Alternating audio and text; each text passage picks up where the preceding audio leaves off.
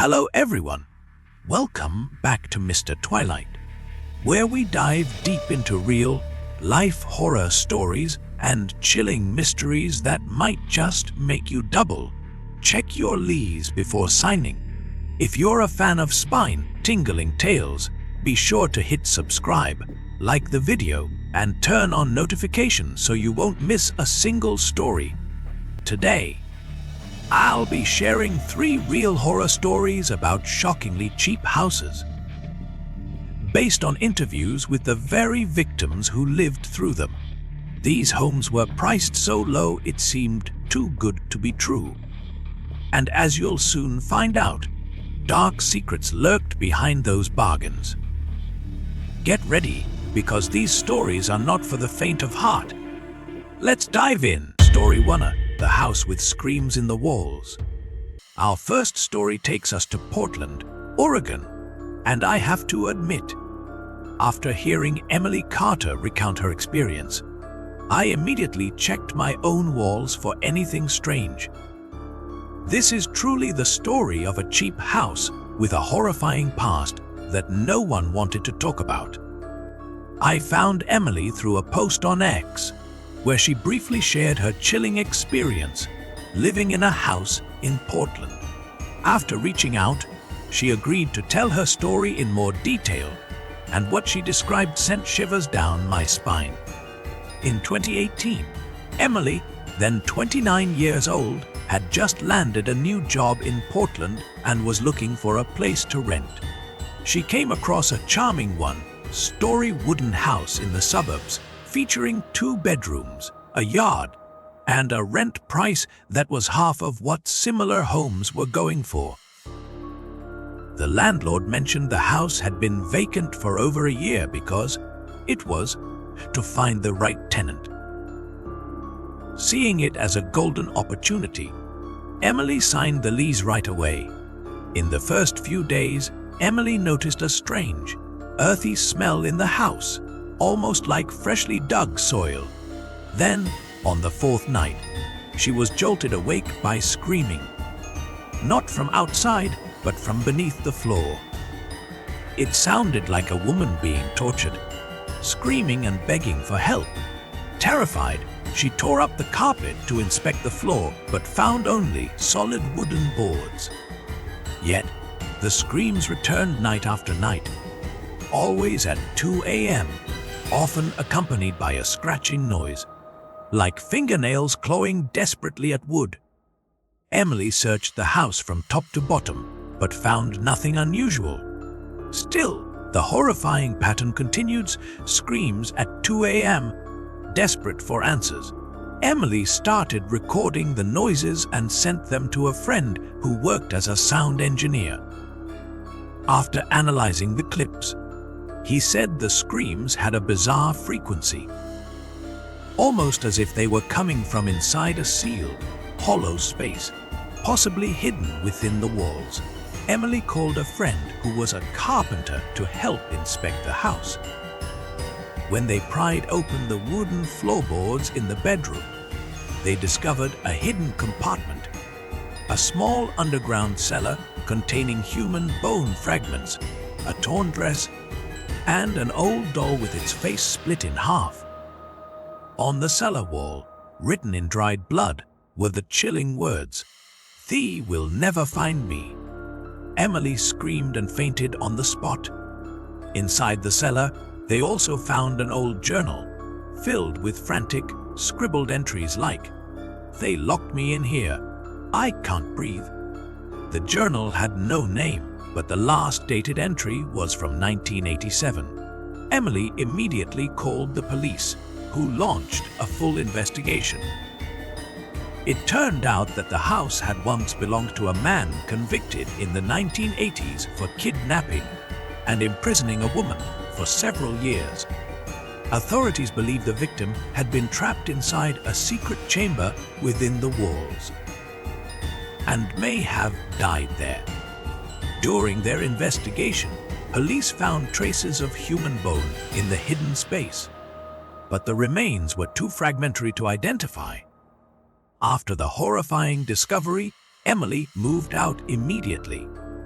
Even after leaving, she said she kept dreaming of the screams and often felt as if someone was standing right behind her. I never believed in ghosts, Emily admitted, but at that house it felt like it was holding onto the woman's soul.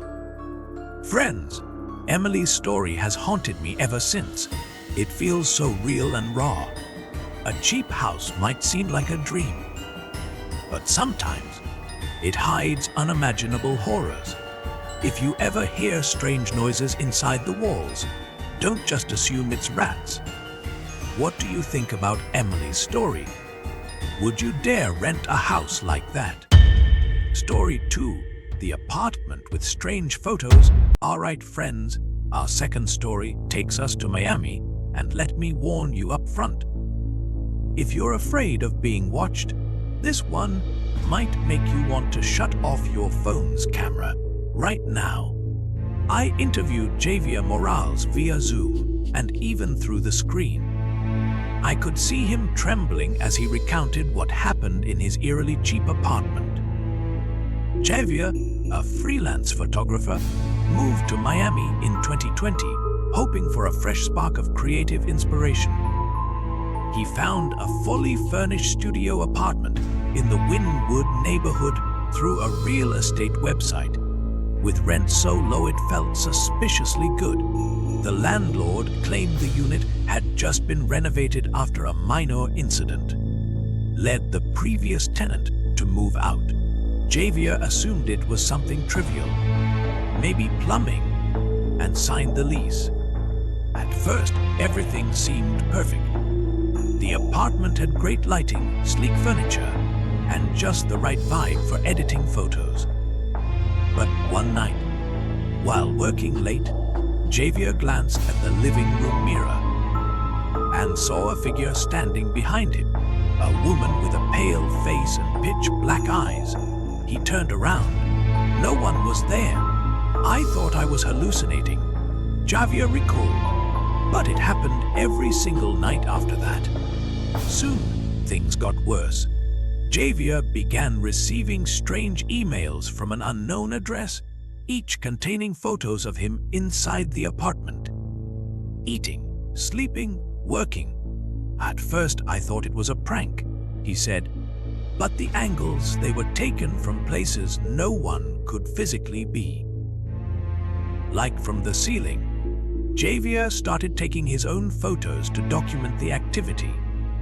In one picture, he saw not just the woman, but her hand resting on his shoulder, even though he'd been alone when he took it. Alarmed, he searched the apartment and found a hidden camera embedded in the bathroom mirror. But as he pulled it out, he heard a woman's laughter. Not from the device, but from inside the mirror. Terrified, Javier smashed the mirror. But by morning, every mirror in the apartment had returned intact. No cracks, as if nothing had ever happened. He kept searching and uncovered a tiny camera concealed in the living room chandelier. He reported it to the police, but the eerie emails kept coming, now with older photos featuring strangers in the same apartment. One image showed a woman sitting on the couch, her face blurred with a chilling caption, "She doesn't want you here." Determined to learn more, Javier researched the apartment's past and discovered it had been the site of a missing person case in 2015. A young woman who lived there alone vanished without a trace. Though police found no evidence of foul play, neighbors had often reported hearing sobbing from the unit at night. Javier contacted a former tenant who revealed they had received the same kind of photos and moved out in fear. But the worst came one night while Javier was asleep. He awoke to a freezing chill on his face and opened his eyes to see the woman from the mirror crawling out, her face twisted, skeletal hands with long nails reaching for his throat. Javier screamed and turned on the light. The figure vanished, but he found red scratch marks across his neck. He left the apartment the very next morning, abandoning all his belongings, even his beloved camera. Friends, Javier's story sent chills down my spine. It taps into a fear we all quietly share in this age of surveillance, being watched. A cheap apartment might seem like a great deal, but if it's wired with eyes you didn't install, you might be walking into a trap. Could you live in a place like that? Let me know in the comments. Story 3. The house with the door that wouldn't open. Our final story comes from Denver, and I have to say, it's one of the strangest tales I've ever heard. I spoke with Isha over the phone, and to this day, she still can't explain what happened inside the cheap house she bought. If you think a locked door is just a minor inconvenience, wait until you hear this.